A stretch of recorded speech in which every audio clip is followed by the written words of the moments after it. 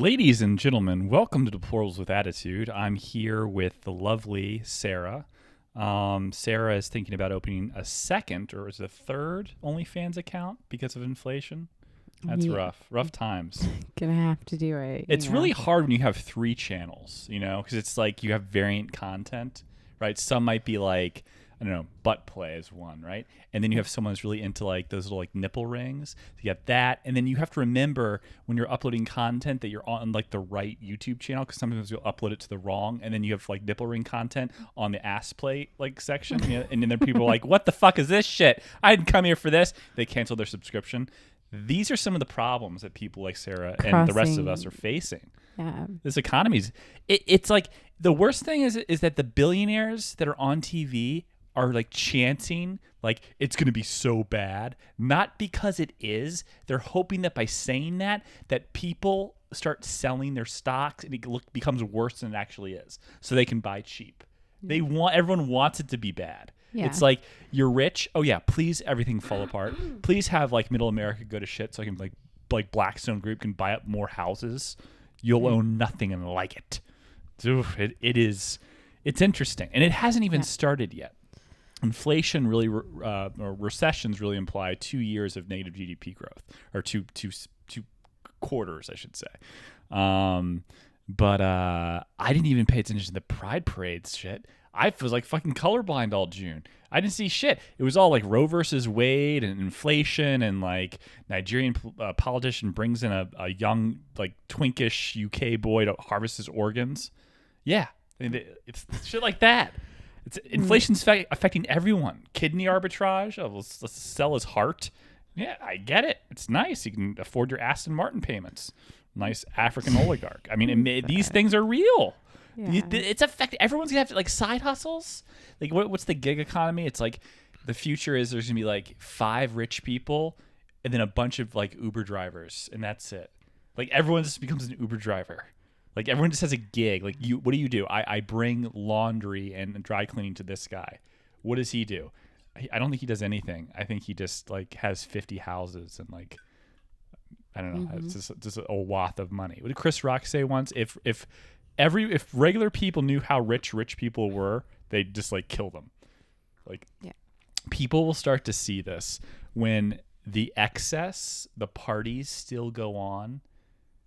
Like the rich people are complaining about how bad it's going to be, but that's for their own business interest. The parties will still go on, while middle America is like, I don't know, like I get excited when I'm at the goddamn gas pump this weekend. It was $6.18 on Friday. On Sunday it was $5.48. I was like, fuck yeah! It was like an orgasm in my mouth. It was like yes. It's like, so I'm saving money somehow, sort of, even though it's double, still. But yeah, there's. The parties will still be going on. When you're rich, this shit doesn't matter.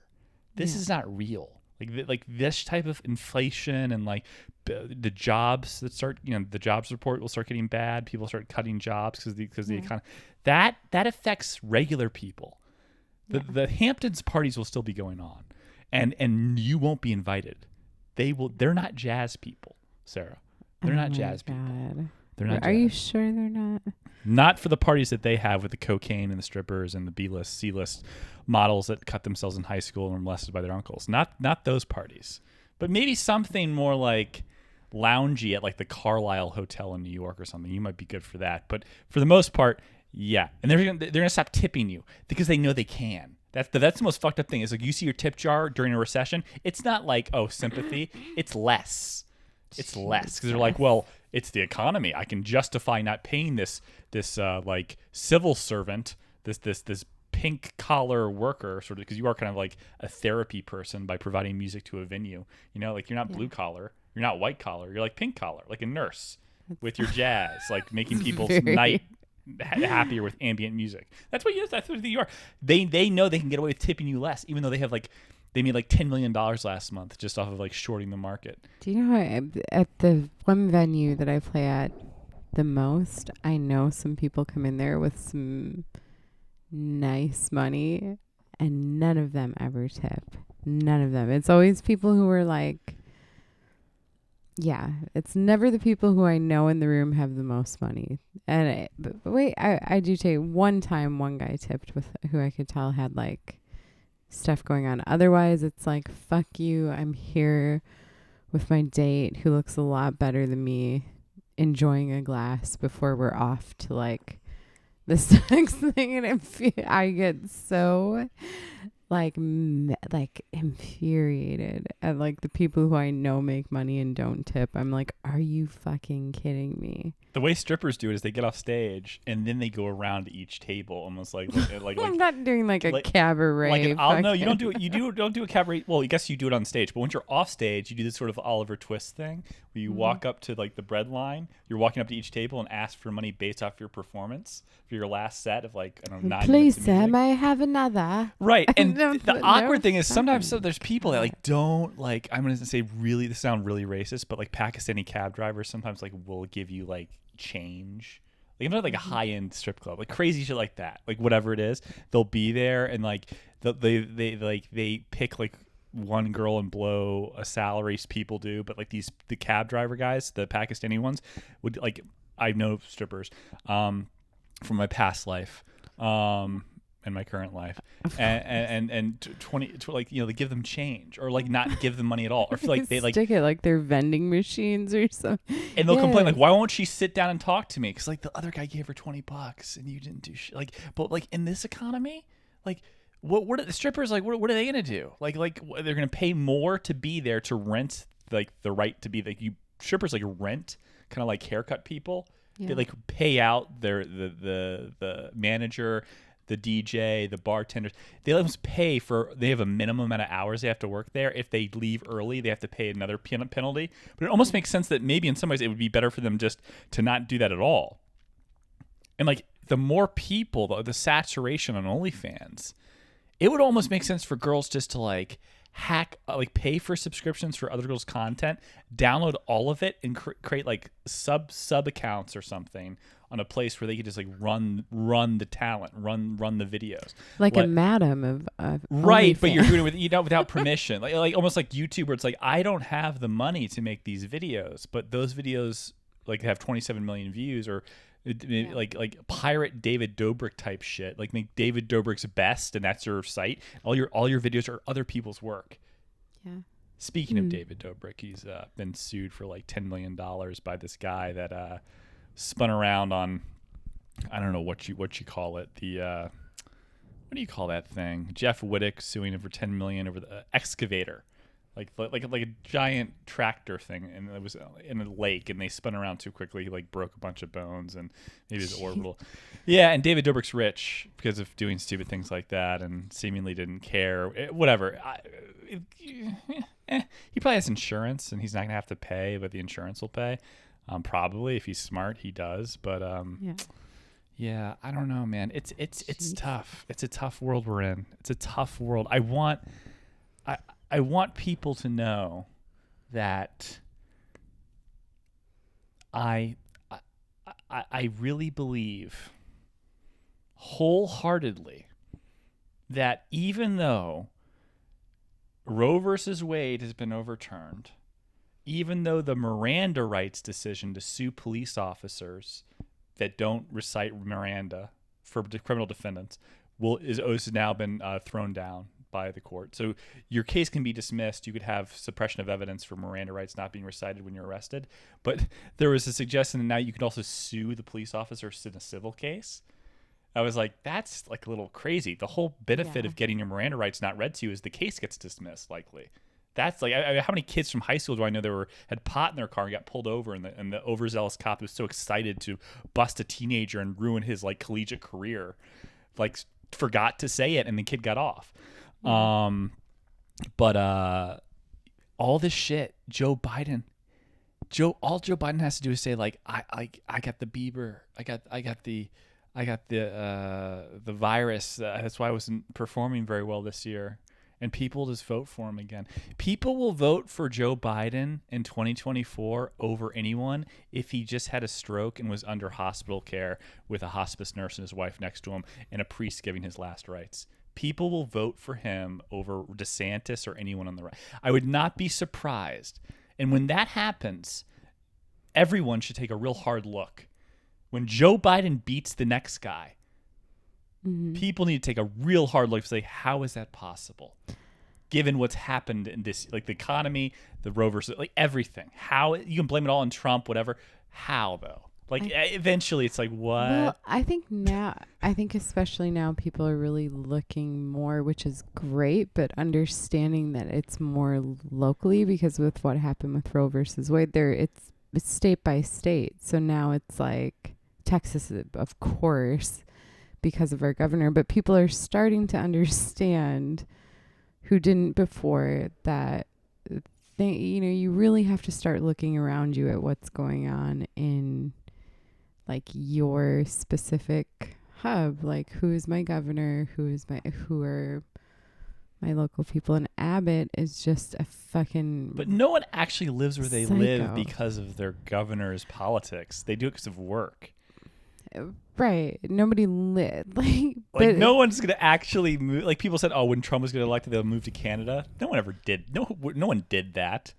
Yeah. That's insane. So like you're gonna say, oh, well, this state doesn't have abortion rights. I'm like infertile and in like premenopausal, so I'm gonna move to like California.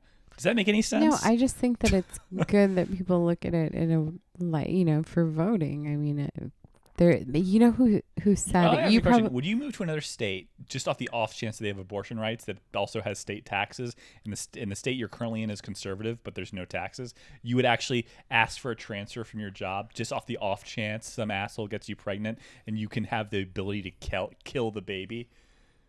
Like it's a crazy idea. I think guys now are going to be so. The one end that I do think is pretty funny is that guys are going to be like, I better set aside like a savings for like for an the airfare to emergency. Yeah. No, what I was going to say before is Matthew McConaughey has talked about, and I think it's getting more and more serious, has talked about running for governor. And I'm he says it, but he might be one of the only that guy's people. not the prize ball when the tan in bed. But for the people of Texas, I say crippled. I'm sorry, disabled person. You can't run against a disabled person in Texas and beat him just because you're Matthew McConaughey and I don't know. You've He's established from Austin here. FC. He's from here. He's started a lot of things. He's worked with UT a lot. Like he's been super involved. Wouldn't it be and funny I think if all his like African American like East Austin community reach is like clips interspliced of him now and his character in A Time to Kill with Samuel L. Jackson? Yes, they deserve to die, and I hope they burn in hell. That type of shit. Like can you see her there, lying there? Now imagine she was white. Like that line. Oh my God! I used to recite that for like doing movies to do like go in to do the of course to do, what do you call it with the auditions. I used to go. I do the Matthew McConaughey and Tim A Time to Kill. Yes, they deserve to die, and I hope they burn. Not that line, but like that's Samuel L. Jackson's part when he's on the stand. But I used to do the Matthew McConaughey like, can you see him laying there, drenched in their urine, drenched in their semen? Do you see her? Now imagine she was white. And like I fucking did it as a joke almost. Like it's like a weird thing to recite. But it's like I love doing it. I had it down so good. Like I haven't done that in a while. But I had it down like now imagine. I'm sure you're Southern. I had it so good. Oh, but like, what if he did that in East Austin? He was like got the black vote, right? And he's like, oh my God, that guy like yeah, he was because people it's make believe. Like the new thing that's happening is all these famous people, like running for governor, they're doing podcasts now. Like the cast of Friends and shit are doing podcasts. Jason Bateman from Ozark's doing podcasts. And I'm like laughing in my head. I'm like, these people have the capacity, like in terms of ability, to do a podcast. But they're rich. They're so rich. They're so detached. And we like them not because of them, like Joe Rogan for Joe Rogan. We like them because you're Ross. You're Rachel from Friends. You're what's his name from Ozark. And like, what was he? Family Ties, where the fuck he was on as a kid? You're that guy. Like that. Or my favorite role of his actually is from Smoking Aces, where he plays like the coked up like lawyer or whatever. Oh, it's a great scene. He's only in it for a bit. But like that, it's like it's weird because like you're gonna just like you're gonna commercialize podcasts way too much. Yeah. Like taking a power position and then taking it away from other people is a fucked up thing to do. like because of your celebrity status, like going into like a section where podcasts make regular people money and income, and now Gwyneth Paltrow has a podcast, so you're fucked because she has the ability to like steal your viewers. And then, see, one thing that it really irritates me too about this. Let me just finish my point. Not for Matthew McConaughey and going for governor. That's different. Yeah. You're a celebrity, like Ronald Reagan being an actor and then going into politics or something like that. Like you're tall, you're handsome, people like you in general. You were nominated for an Oscar. You might have won an Oscar for that the thing about the AIDS and the queers. Wasn't that Tom Hanks? Oh no, Dallas Buyers Club. Yeah, you're thinking of Philadelphia. Yeah. Like, hold on. Yeah. I was trying to make it really like offensive, like the queers and about the butt sex and that movie. and yeah, like that's okay. You can do that, but the podcast, no. Go ahead. You were saying.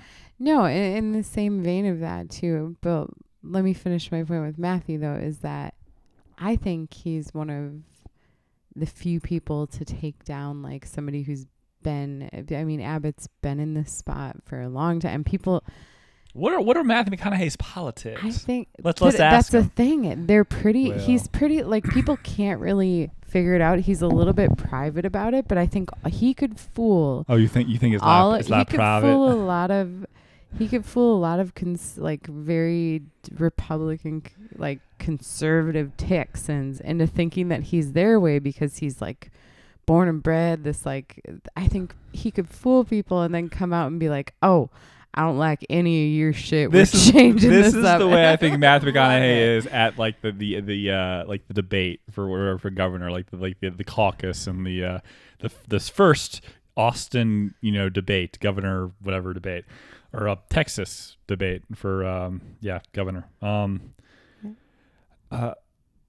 Mr. McConaughey, you've said you have a plan to reorganize the state legislature, lower taxes even further, even though there's no state income tax in Texas, help black people get more jobs, help the inner cities, bring in more Hispanic workers at higher wages.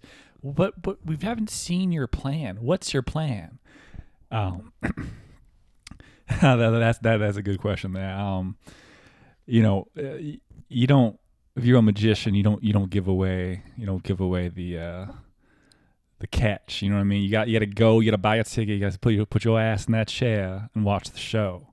Now, if you vote for me and I win, then you get the plan. But I'm not gonna tell you the plan before I'm in, baby. You know what I mean? You hire me first, then I tell you the plan. Then otherwise this is crazy, baby. You know what I'm saying? He's got this like smooth Southern charm that I think is the only thing to like. That can maybe. But he's not smooth Southern Savannah. But people his cousin's named Bud. No, one of his cousins is named Miller Lite, Lyte, and he lived in a trailer in Texas, Kilgore. Yeah, down in Kilgore, Texas. That's where I'm from. Kilgore, yeah. Like that area for a while. And then for the most part in LA, when he was trying to become an actor for a while, up until his early 30s before he like made his break, like Days of Confused and such. Yeah. He and Matthew McConaughey were or Matt Damon were real good friends, and he was all like, yeah, we like go down there, play a lot, go barbecue and stuff like that, take our shirts off. I think they go like when we take our shirts off. Like he was just a regular like guy like that. Yeah, well, and that's the appeal. I think there's nothing high IQ about it. This is a guy that smokes pot and bangs bongo drums and shit like that. Like he's not like no, but I Mensa. think throughout the years though he's gotten more. Because into he community. Looks it. He looks it like a silver fox. He actually has like been a Gavin getting more Newsom. into his community, into his state, and into the politics they're in. They're within. I will give this. If you want to become rich and own a sports franchise, the odds of you bringing soccer to Texas and being successful, I sure as fuck never thought that was going to happen. That's impressive to me. Well, I think like soccer in Texas, and Friday Night Lights. Hey, Paul, I can't wait to go to pro. Oh, you go pro, man. You keep throwing that ball that 80 yards down the. No, Dad, I want to play soccer. What the fuck is that faggot shit? Only use a goddamn legs. You get your ass on that football field, boy. No, Dad, I want to play. I just want to use my legs and my toes. Shut the fuck up, boy. You're gonna use your arms. Just something like that.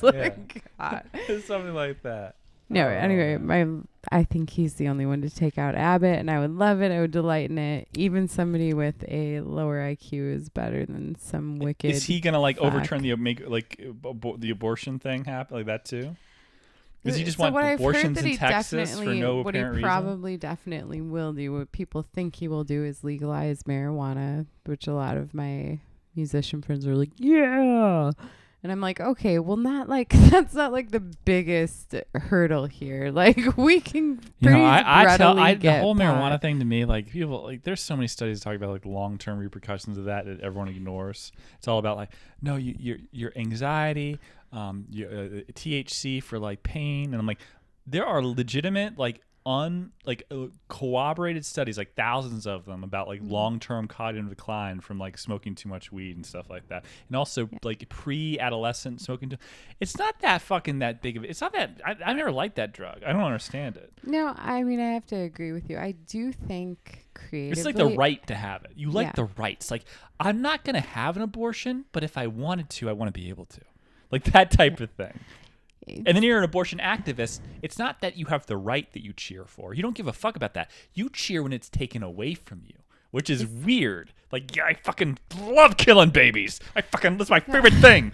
And it's like, what the fuck? Why are you cheering for that? It's weird. So you shouldn't cheer for abortions. Like, you shouldn't cheer for it. It just has a weird, I fucking love it. I'm like, whoa, gee, calm down, lady. I think it's like it's why do you talk like this? Like women, what? Like women, it's just supporting women. What's a whammon? Whammon. No, That's a shout out to the Red Scare podcast. They say whammon. I'm not gonna plagiarize I just think, God, I can't even think where we went to because you went on this big rant. But no, I'm just talking about people in general, like people need to get out of their own way that are famous. Just stay in their lane. If you're already super famous and now you're encroaching on like regular people shit like podcasts, stay the fuck out. If you're in politics, that's different. But still. What irritated me, so remember when like a year ago we were talking about me doing ASMR for some extra money, which is like a sound therapeutic. It's just sex it's just sex shit. ASMR, I watch the crack videos, I can masturbate to them. Like, I could literally jack off to people just cracking, like the hot girl, her back being cracked at the chiropractor's office. That is just as good as like anything else. It's only it's the same sociopath thing. Does it have to be a bone cracking for you? Or the girl with the little like I'm like, what the? I don't jack off to these videos, but like, if you want to fall asleep or relax, like, and actually be able to slow your brain down. You know, like some videos actually, like you think are relaxing, but they actually cause stress. They make you heightened, and you want to calm your brain. ASMR videos, slow it down. Go ahead. See, what I think is that, well, what really bothers me is that some celebrities who are like Alicia Keys has this like, and I paired up with some like sort of yogi figure and did like these everything. They did like these meditative, like, which is great to promote that. $1 billion. But I'm like, fucking shit. I was gonna do some like meditative relaxing. How are you gonna compete with Rihanna? That's the point. I was it's not fair. They're monopolizing. Nothing's beneath them. When you see like $100 million Joe Rogan, I think it was $200 million actually. It's more than that, like 150, 200 million. Yeah. And there's some other parts of that contract. But you're like, if you have a brand you already did, like Goop through Gwyneth Paltrow, and now you have a podcast where you can actually talk about your product that has made you a lot of money. Goop's been like become very successful. Now you can cross-brand it from your own voice. Now you can have your actor friends on. Like, you can bring on fucking like Julia Roberts to talk about like makeup and shit. You can bring on like fucking Cindy Crawford to talk about like whatever and how fuckable her daughter is and whatever. I love like time capsule. You're like, so you're always like Top Gun, Julia. It's like all these young Ben like. What do you want? What the fuck do you want me to do talk about Lil Nas X and like fucking like you just I don't know. Date yourself, but it's all right. I guess I do bring up. What culture should I reference now? I don't know. Who should I like Extension and I don't know who's a young actor that's. It's so you though. It's like all of your choices are so like classically you. They're I like Robert specifically- Pattinson. Okay, I he's a like little- him. I don't like his Batman emo shit that we talked about. I don't like, It was terrible. but I like some of his, like what's that movie with the that movie with the kids that did Uncut Gems or whatever. Like that movie, I see his range. There's some ability there. That's really, that one was fucked up with it. I can see he had blonde hair in it, right? Yeah. He's like, yeah, why the fuck, talk like a Brooklyn, like, yeah, like this, something like,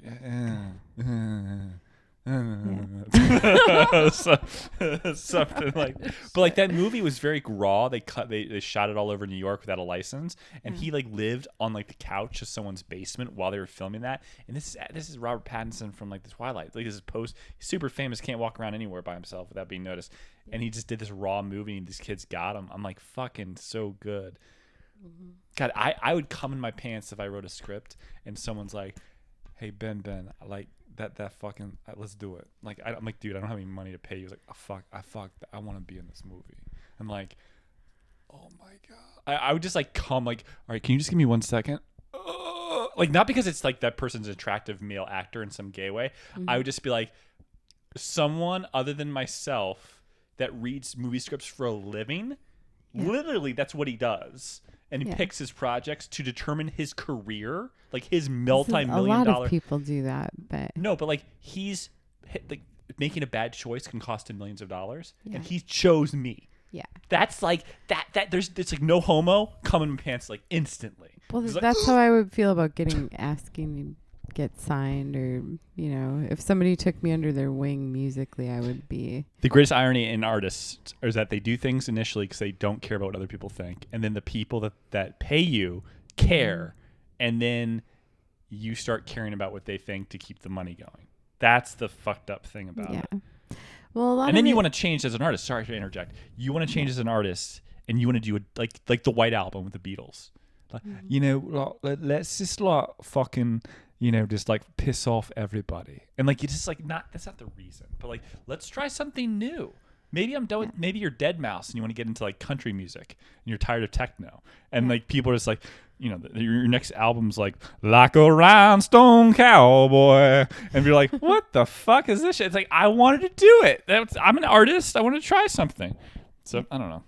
I mean, I think people underestimate that a lot when you think about somebody going out there and like something that we've been told without being told really is that like basically that our role is to like be in the background. And then we played one event recently where I was more in the front, loved it, but like pretty much in the beginning they're like, great, perfect, your background jazz lounge. And I was like, did you just call me like background? Like because it's like you're not. I guess I'll just fucking practice isn't here. That in because general, nobody though, gives like a bars fuck. and stuff like that, you're not really like, people aren't like, you're there but you're not. I know, but to hear it out loud is like such a weird like, oh great, your background perfect. That's what we've been looking for. I was like, I really wish you would just like highlight. Do you know when I did like open mics at bars where like you have a bar that's like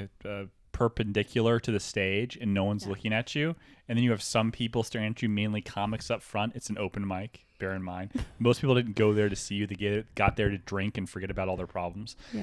I like had times where I just want to like tell the person, and I did sort of, but not like in the beginning I didn't really have this courage, and I still haven't done this, but like kind of just like say, sir, yeah, you in the white hat. Like my set's going to, no one's paying attention. I'm just like, yeah, I fucked your wife.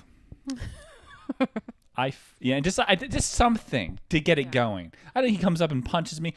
Give some action, because that's a show. Yeah. And I've told people this on the podcast. Being funny and just being like provocative and not in an effectual way, like creating a drama that isn't fake. It's just you let it play out, but you don't hold yourself back in terms of censoring what you say. So it becomes bigger than like, and maybe uncontrollable in terms of what people might do in response to what you say. That is just as interesting to me as being funny. I used to pretend I was retarded when I saw a couple walking up the street with Kelsey, and Kelsey and I would be walking down the street like late at night or something like that, and I just like start to turn my hand kind of like Kevin Spacey and Usual Suspects. I'd turn my foot in and like you tie my shoes? I'd say something like that, and she'd get down there, and as the people are walking by, like, yeah, you tie my shoes, bitch, something like that, and they'd hear it and they'd laugh because this guy is like, this disabled person's talking shit to this smoke show who's tying his fucking shoe. How big is my dick? And is she the bad person for using me for sex, or am I just killing it? And they have to think about that for the rest of the week. That's like changing perspective. Yes, it's for they get to tell people, you will not believe what we saw last night. This ogre with this gorgeous girl, and like he was retarded, and he like made her tie his shoes, and she was submissive, and he called her a bitch, and she just like took it, and I'm like, what a baller. And also, how does that relationship work? And they'll be thinking about that for years. Well, I think the thing about like, so, I mean, I think it made me feel even more proud when people do listen, and actually like the people who hired me like listened eventually and were like, oh, this is great. So, but to be hired and like just to hear that out loud, like like if you tell your parents to look at you in the credits of a movie, so and it's like cab driver number 3, and it's like, why number 3? It's like only because and then somebody like celebrates that, like, oh great, we well, cab driver 3 isn't because you're like the third best. It's because you came into the movie, you're the third. They do it in chronological order of appearance. Okay. So you're in cab driver 3. There were 2 guys before you. Maybe the second guy was Martin Scorsese in Taxi Driver, where he says the N-word. He does. So maybe you're 3 and you're way better than the number 2 because you didn't say the N-word. It's true. Martin Scorsese says the N-word blatantly. No one's ever talked about that at all. Really? I thought the cancel culture would mention that. It never was talked about. That literally has never been talked about, ever. But like fucking Quentin Tarantino saying like preaching the N-word, like really writing it down while he's writing scripts. Like, oh, you know what'd be good here if he said, and people talk about like, why do you use that? Because it's an important word to say. It's very powerful. It's like, why do you have all this violence in the movie? I'm like, I don't know. It's called Kill Bill. Do you think it would have done as well in the box office if people weren't cutting off their arms? Like it's started like it's almost like fodder. Like the press does it because that's what sells. It's like, Quentin Tarantino wants young kids to shoot up their high school, and like that's the article. Yes, you'll click on it and read it. Of course you will, because it's absurd. It's clickbait bullshit. But what was we talking about? You made me think about Serbian films. My friend. Oh, the Serbian film? Yeah. You know that one? With my friend mentioned it. Oh my God. He's like, oh, the Serbian film. We were talking about fucked up movies we like, because I found this one Malnoso today, which is like this Italian. I think it's called Our Evil or. I watched The Black Door. Was that good? It was very good. It's very slow burn. No, it's like one of those movies that's like clean. In other words, you think it's gonna get hard, like gory, but it doesn't quite like The Sixth Sense. Like it's clean. Like it's not too. Sixth Sense was already gorier in this movie, but it was just so clean, and the story was so well done, and it wasn't original, but it wasn't derivative either. It was a very well paced movie. I give a lot of props to Ethan Hawke.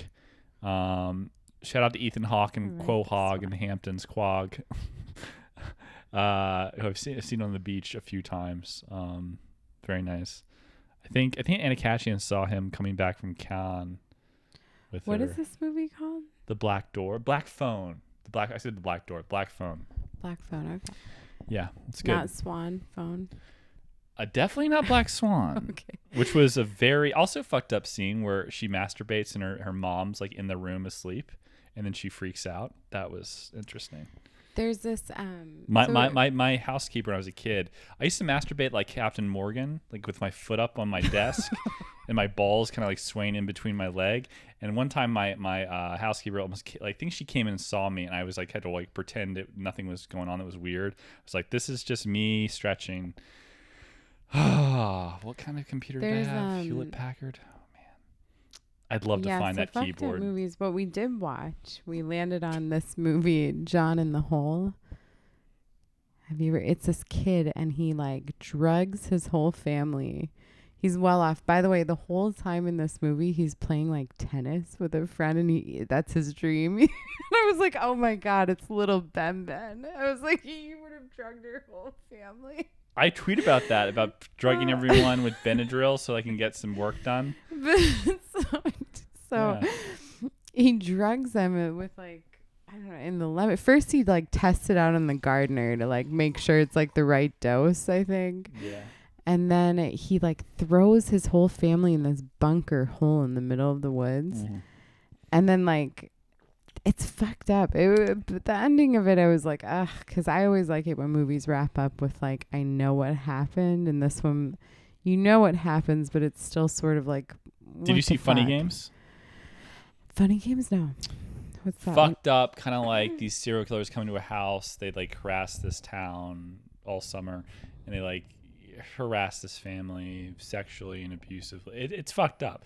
But I thought that movie, like they're dressed in like tennis whites the whole time, and they're like tying up the family, cutting them, and doing whatever else.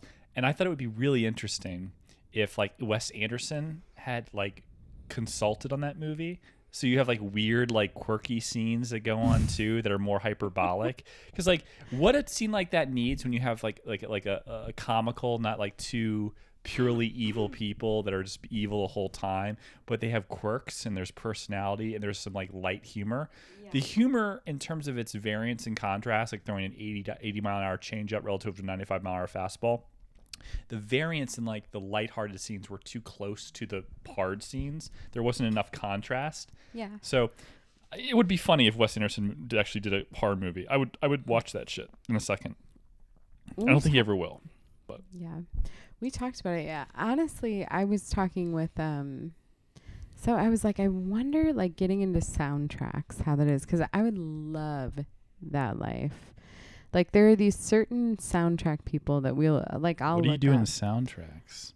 I mean, original scores. For instance, there's this girl Mika Levy who's been doing like a bunch of them, and then there was this Italian girl that we looked up who did the movie John in the Hole Today, and it's like this like she did this like eerie Brian Eno shit, kind of reminded me of this band Tycho, and I was like, you throw I my love Tycho.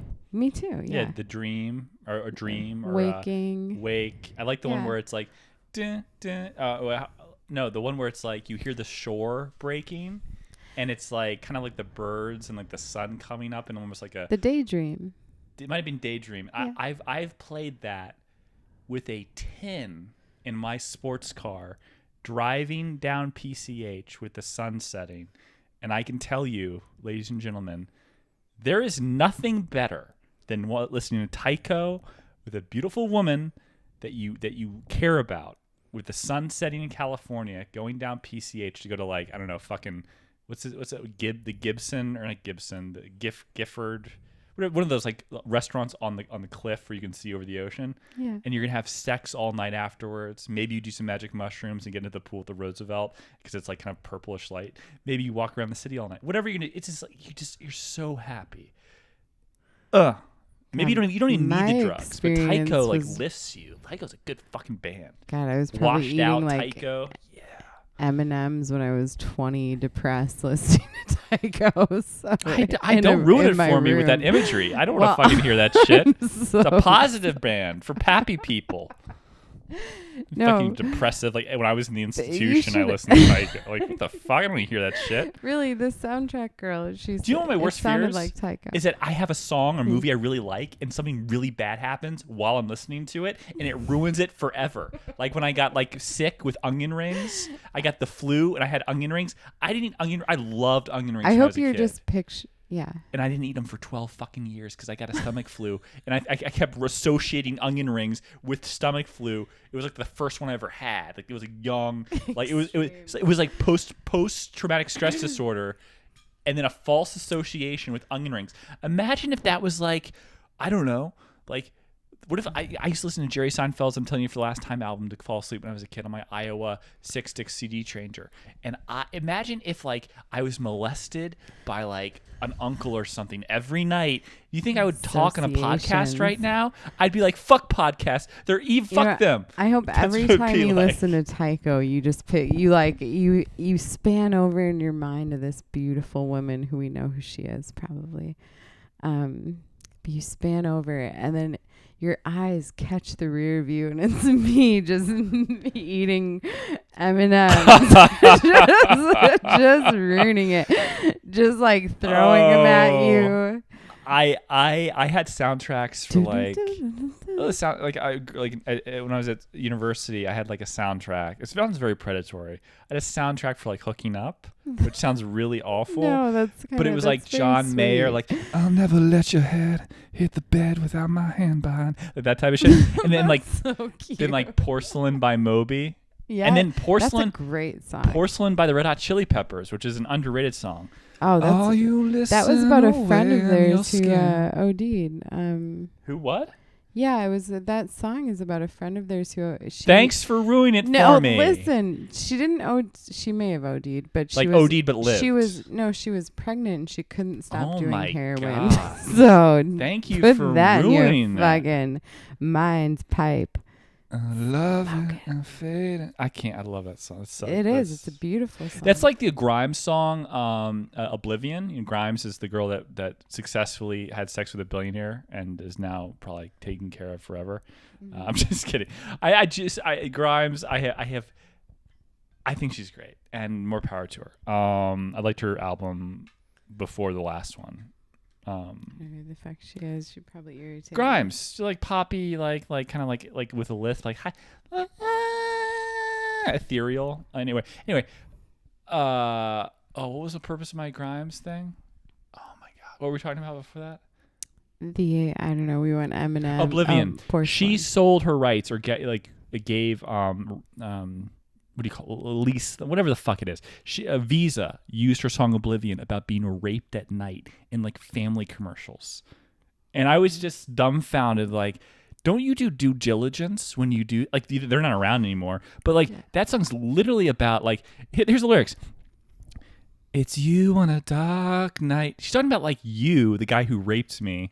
Like that was on family commercials about like I don't know, just doing family shit at night. Like how the fuck do you not like pay attention to shit like that? It's like, oh. Also, the movie's kind of the way she did was fucked up. She had a lot of extras in the video for Oblivion, the music video, that I'm sure were unaware that they were basically in a movie about like she like guys in a locker room like lifting weights like really heavy, like all these like boys being boys, toxic masculinity, whatever the fuck you want to say, but like. That movie's about like men and like kind of a negative connotation towards like I don't know, male culture in a way, and like rape and it's that's fine. It's do what you do you girl, but the Visa thing, picking that up and not caring about what the actual meaning is of the artist, like going to like parties in college, you know, frats things. I didn't have frats. Georgetown didn't have frats, but like. You know, she walks like a down, but I'll guess her name, but I seen it now. Oh, Lola, and then like everyone's like la la la la la la. Fuck yeah, man, the song's great. Like yeah, it's about trannies. Yeah. You fucking like homophobic retard. You're so retarded that your homophobia is on blinders. Yeah. Man. Come on Eileen, that's a good one. It's the same idea. The songs mixed together. Come on Eileen, Lola, the Kinks. Like blah, blah. Also, do you know who sang Come on Eileen? Midnight Runners. Is that the name of the band? Midnight Runners. I didn't know that until like the other day. I've been playing Come on Eileen like every day. I'm really into Come on Eileen, and now I'm gonna hate it soon. You would be Midnight Runners. It's so funny because with me and you, there's not very many connections, but there is creatively. When we start talking like music, movies, I'm like, oh, I get it now. Yeah, nothing else really. Everything else is pretty much a lost thread. What's a lost thread? What do you mean? With our little friendship, except for movies, music, there are certain tastes that you have that are like they're my taste. You mean I have taste? Well, yeah, but certain flavors are my flavors too. Like what? Even ones you don't want to admit. Like I swear, if your inner fat kid I'm came getting out, into you fat. The way I'm eating now. So I want my goal is to make my legs bigger so that overall I will have more muscle mass and it'll be easier to cheat. But to do that, I've been adding some calories that probably are unnecessary. Anyways, go ahead. So I think it's probably food-based, music, movies. You mean we both like food? No, like specific food though. Like it's like weird blends, like the Heath Oreo thing. I think is funny. Yeah. That's a specific. Or cheeseburgers. Yours with plastic, mine without. Exactly. I took Sarah to my favorite burger place a while back. Nice. There's a place in Texas called Rosewood ATX, and I've had steaks and fancy restaurant shit all around the world because that's my life is dope and I do dope shit. But I I thought that this burger is a burger that you could honestly have like a high quality like 8-10 ounce filet New York strip at some places, and if you had the burger you might actually choose the burger over it. That's how good I thought the burger was. And they have Wagyu beef, for example, and I prefer the burger. So I take her there and it's her first experience. It's not expensive necessarily. It's a beautiful view of the city, and her burger has plastic fork pieces in it. And I want to shoot myself because, of course, taking Sarah somewhere, that this would happen like this. It's about as bad as taking like Christy Brinkley in a prime to like a fancy restaurant and there's like cockroaches in her salad. No. It's about as bad. It was so good. It's like your fault. Yeah. And then like halfway through, it wasn't a fork piece. It was like the pull tab off of like a salad thing. Do you know what I would inside do? of there? I was like, yeah. If I was a restaurant, if that happened, I would not. It's not about the individual. I would just comp everything. Like I would just like if I was mortified. Wow, the fuck. I would comp everything. Yeah. Tip the waiter if you so like. It's not their fault. Comp the waiter. Or sorry, comp us and tip the waiter, and that's it. What did they do in that? Did they comp just me? They gave us a free dessert, coffee, and they took your burger off. Yeah. But like the correct thing to do is actually to comp everything because it's an ambiance. Like, imagine if I had proposed, okay, at that thing, and that happened, but they still said, okay, yours is off, but like it'll give you a free like that's fucked up. Like you don't do that. Oh, I proposed twice, I remember. And one was at Cities Inn in D.C. and the other was at the Bel Air Hotel in L.A., in Malibu, or Beverly Hills. Bel Air, I guess. Bel Air. And I remember, like, thinking all the horrible things that could go wrong, but I would never think that there'd be a cockroach or a piece of plastic in someone's food, and that I would have the embarrassing situation where I look at the bill and realize, oh my God, I have a bill in front of me. They're actually having me pay for this. Like that I would be pretty angry. There's a Cities Inn in DC was at the Mandarin Oriental Hotel, and it doesn't exist there anymore. I think the chef opened like an 8-course French tasting menu type thing down like a funky area of DC that didn't work out so well. If it didn't work out so well before COVID, it probably didn't work out so well during COVID. Yeah. And now it's certainly not going to work out so well because it's fucking inflation and no one wants to spend $500 for dinner. That isn't the people we talked about earlier in this podcast, the rich that don't care. You know what I mean? Like the $500,000 per year people that just don't want to like, I don't want to spend $500 on this right now. That type of thing. Yeah. But yeah. I need to have more. I'm gonna have one more coffee. I'll be right back. Hold on. You're really gonna have one more? I'm working all night. Hold on. Don't fuck with us, pal. We're from New York. I think Billy Crystal said that in City Slickers, another movie that I really from my childhood that I liked a lot. I love that. I'll not let you ruin that. Like actually. That was this movie I used to fall asleep to when my stepfather would just stare at me like from the doorway. Which is a very ominous thing because you tell me that. You sold that to me. I'm like, but did anything actually happen? Well, I just remember that. But what does that mean? Maybe he's watching over in a protective way. Not in a rapey way. No? I don't know. To be determined. I digress. In regression therapy. Yeah. I don't. What was I gonna say? It'd be so funny. It's what like, I'm so sorry. For years, I thought you were like molesting me, but it just turned out that I gotta stop watching scary movies before I go to bed. Something stupid like that. Sorry about the allegations and Well, you losing know your what? job. and I'm sorry. What's really fucked up is that like he See, like the leprechauns. so Like I see leprechauns all the time now. No, break- they're really just Tyronian Lannister. Where the fuck his name is? What's his name? Tyrion. Tyrion. But what's his real name? Tyrone. Tyrone Lannister, the black Lannister. The black dwarf Lannister, Tyrone. Oh shit! Anyway, go ahead. No, so what was really fucked up was that I couldn't watch because my stepdad looks a lot like who's it, Bryan Cranston, Breaking Bad. Is that his name? Cranston? Yeah, Bryan Cranston. He's a talent. Yeah, I couldn't watch it because Malcolm my stepdad looks a lot like him with the glasses and and I was like, this show's great. Don't want to watch him that much, but anyway, what else is going on in the world? Let me look at the docket, as they say. So, I mean, do you want to talk about the Roe versus Wade thing at all? Does it really here, I'll say what it is. Roe versus Wade being overturned is reparations for Me Too. The Amber Heards of the world brought Roe versus Wade being overturned. That's what happened. It's just like, I don't know. Like, there needs to be some balance. Yeah. Bitches need to get back in line. And that's what happened. And now there's a balance. You want to start suing men for rape everywhere? Guess what? You get to keep the baby.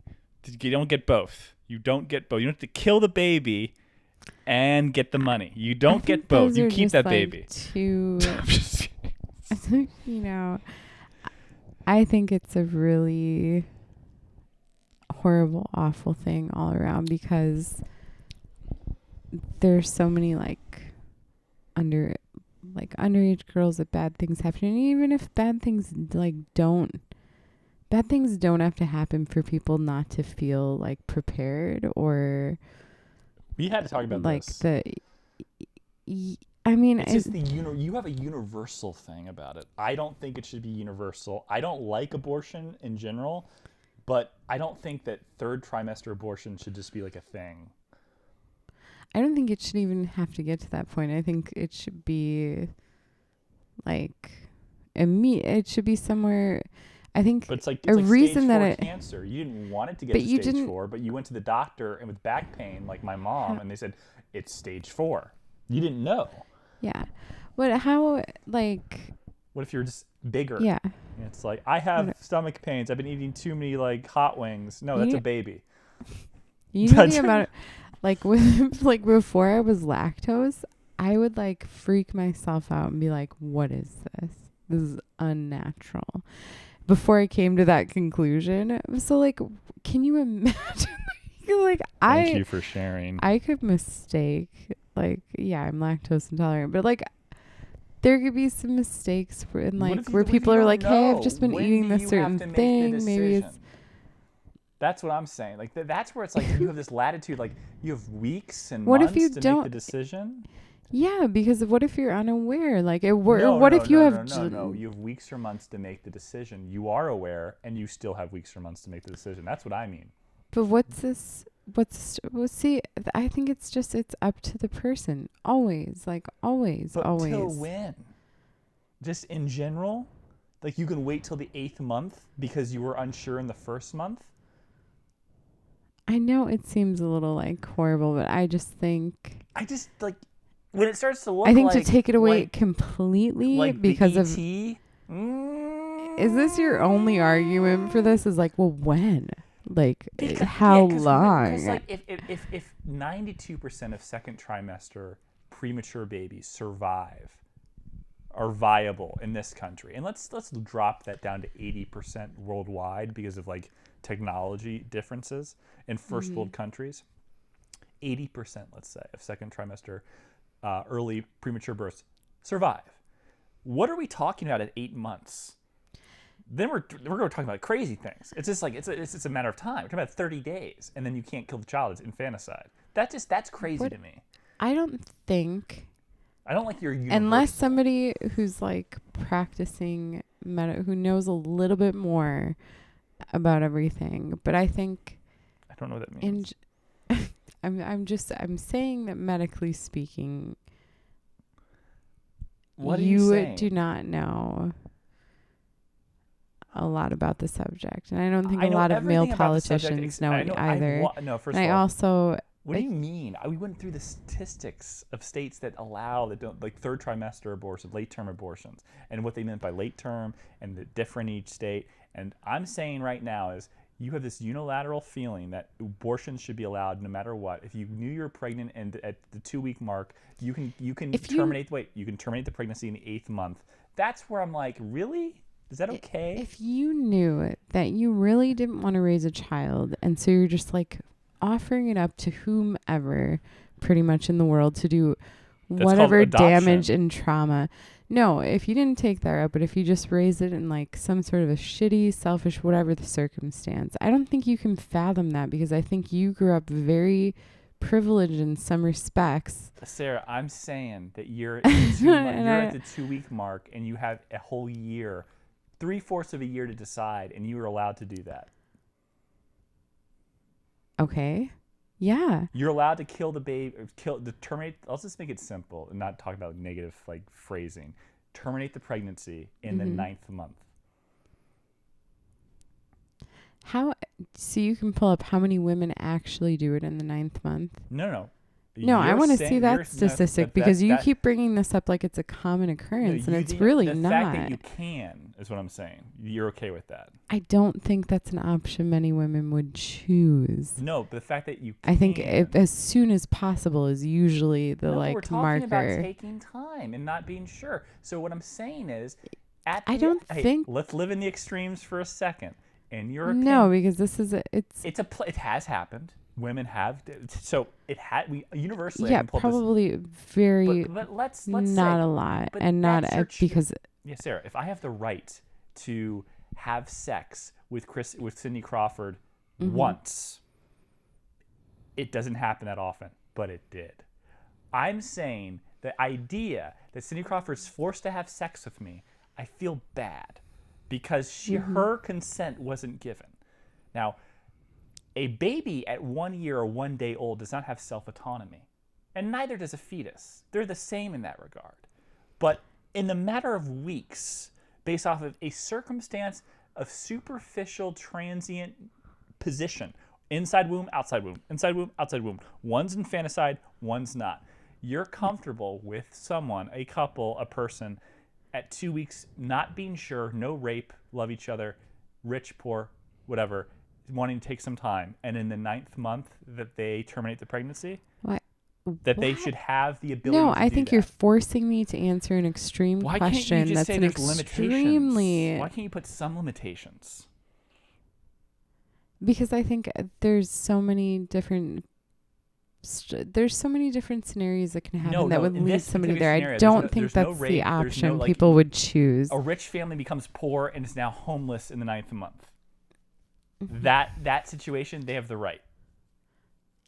That is a complete you scenario too, because that would be like the worst thing for you. I just want to understand that you think that there should be there should be unilateral, absolute right to have an abortion whenever you want, wherever you want. Yeah. Okay. That's so. We basically covered the subject. When something is inside your fucking body, it's your fucking choice. A period. That's like, yeah. I mean, I know how you feel about living things in your whole life.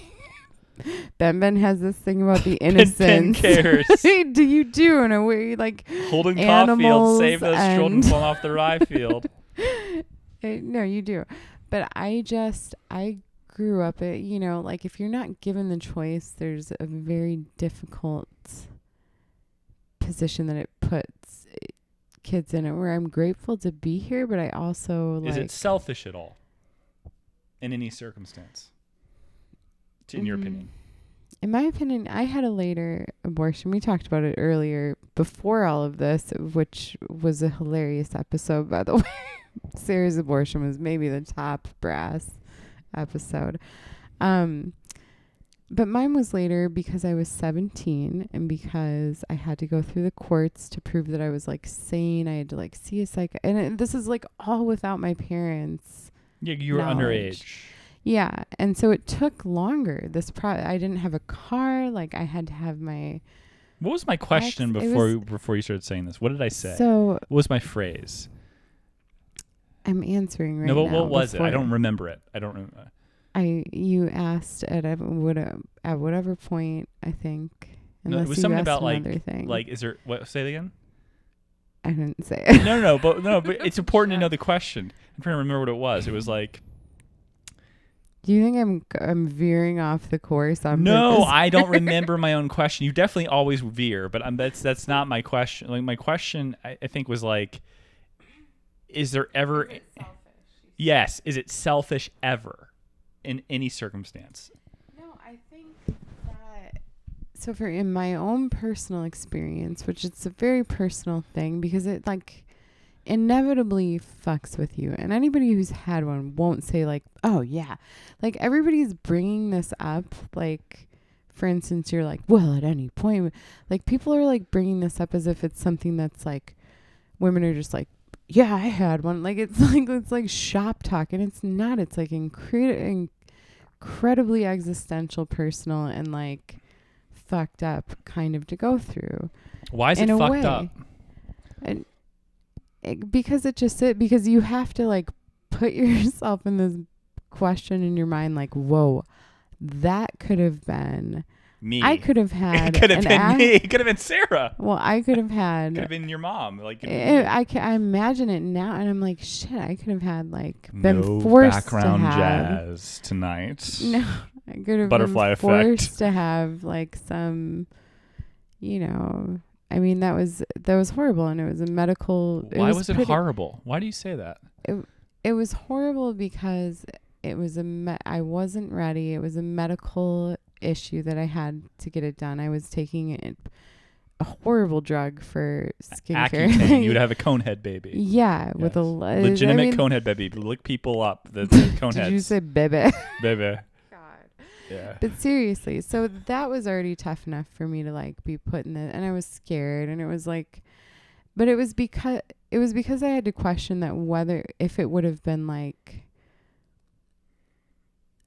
normal, could I have handled that? Like if it would have been like not inevitably, which is what all this paperwork that Accutane has you sign off on is like indefinitely. If you get pregnant, like you better sign this other waiver. You better prove you're taking a little bit. Like they definitely are like, you're definitely going to have a kid. There's zero. When you're on this, the odds are like ever in the favor and like it's going to be bad. Yeah. And so I'm like, that was shitty because I was like, oh, like what if, like if I would have like not known that would have been like, could I have handled that? Which I don't know. What my question though? Well, no, I'm just talking about my personal. Right. Is it selfish? No. Like, did I feel selfish? No. Why would I? That's not. I would never ask that. But I didn't because it's too pejorative. But it's too like negative kind of. It's too direct and too personal. But in general, do you think abortions are ever selfish? Ever? So say every type of abortion, all time, every circumstance. Or is there one in that group that's selfish? I can't. I do possibly. I do think. Like I agree with you that maybe like a crackhead is pregnant, doing crack, not caring, and then wants an abortion in the 8th month. Like the bodily harm to women and this and that. But I do think it's a really, really traumatic thing, and of course it is. But why is it traumatic? That's don't you think that there's some association? Wait, don't you think before you go? Don't you think that there's some association between what I'm saying and you using phrases like horrible, traumatic? That there's some because cross. Nobody wants like why not? Why is it why? Like people No, I'm not gonna like answer your next thing and fill in the blanks for you. It's like No, I'm asking you why. Why is it horrible? Why is it like nobody wants? What do you mean? because usually it's at like risk of like somebody that I knew had an ectopic pregnancy and almost died. Yeah, right? There's septic Why issues. is it horrible? Because it's usually a case where like nobody's like dying, like nobody's like vying to get one, or like it's not even. It's usually, I'm going to say that a lot of women, more so than men, are more responsible about protecting themselves in that way. Like, and if you're not like me, I was like younger, you may be addicted to drugs. There may be other reasons why you're not responsible at certain points in your life. But I would be willing to bet that more women than men.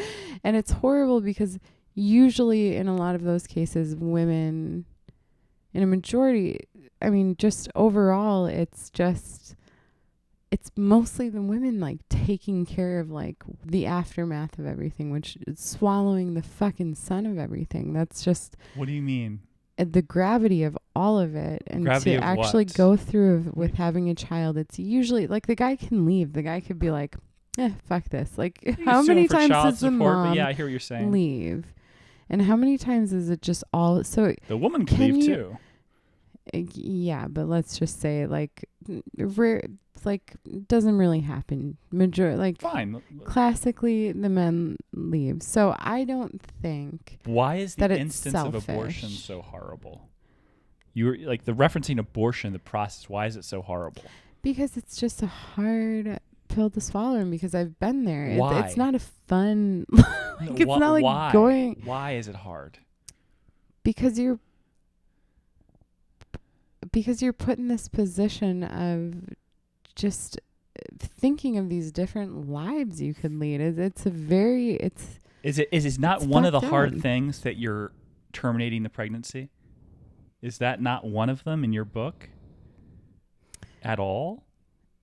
I think, I mean, unless you've been in the position of like doing something to that, I don't think you'd understand it. It's sort of like, it would be like me asking you about Kelsey's death.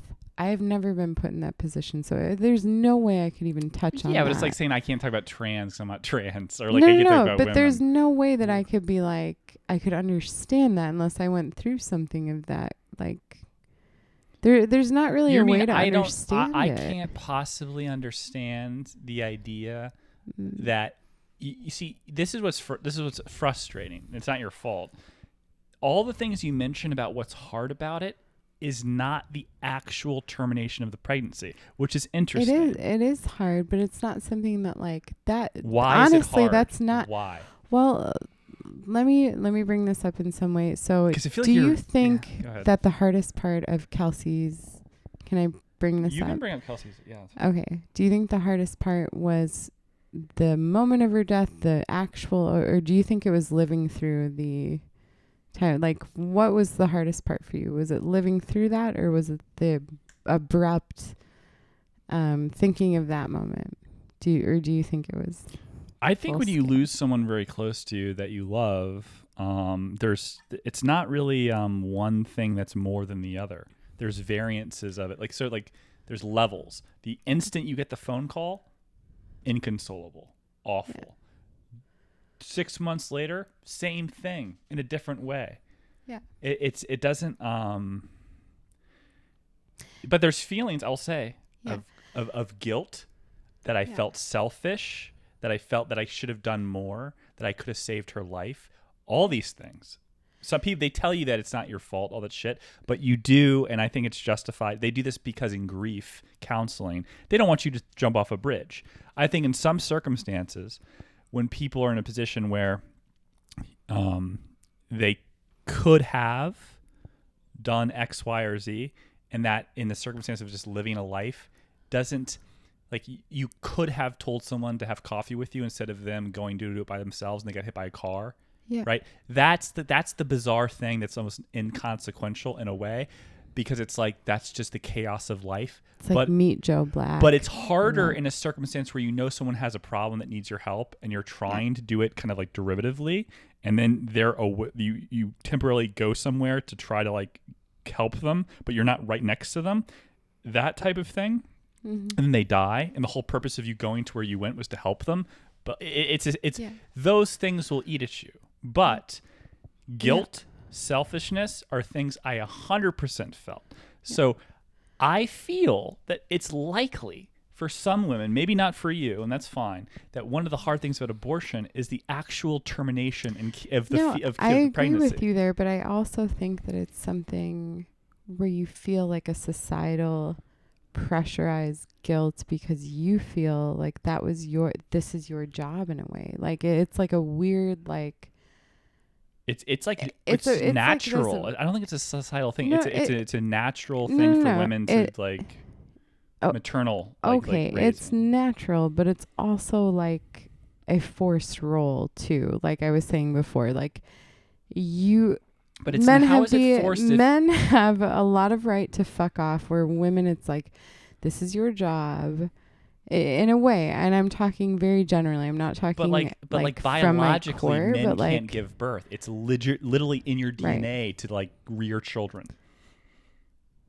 Yeah. Not like objectively for women. Not like you're forced to, and that's the only thing you can do. But it's like a natural. So do you understand how that could be like a pressurized, like, hey, like, this is, I'm not talking about it like. No, of course, it's societal pressures of gender norms.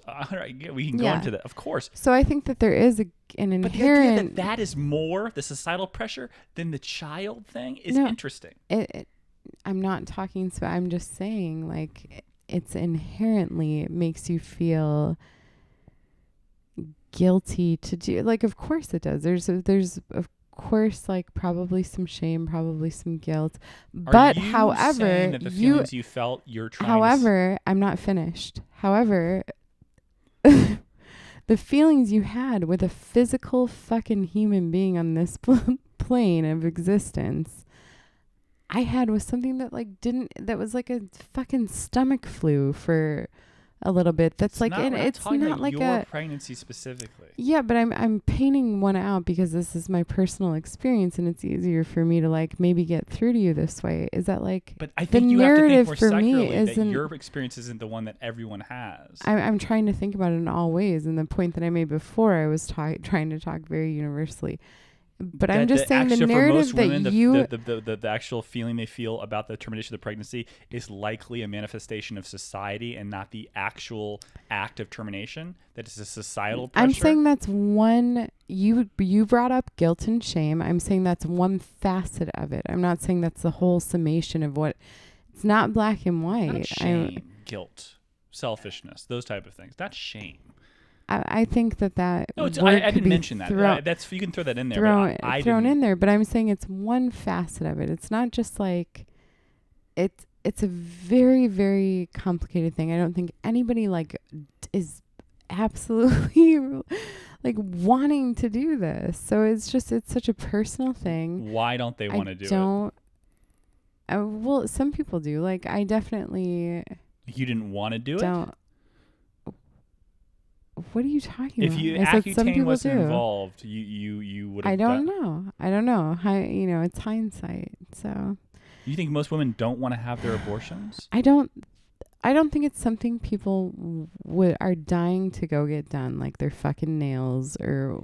I agree with whatever you. else. I think the reason why one of the big reasons is because it is like kind of trippy to think what you're actually doing to get over this situation is terminating the life of something that shares your DNA. Maybe with a party that abused you, raped you, or you really love and everything's fine. Maybe you're rich, poor, whatever. One of those things is not necessarily, I think, a coping mechanism in some ways, and maybe this is the way people resolve it, is I should not feel so bad. I don't want a child. I enjoy sex. I enjoy living my life, but I don't want to rear children.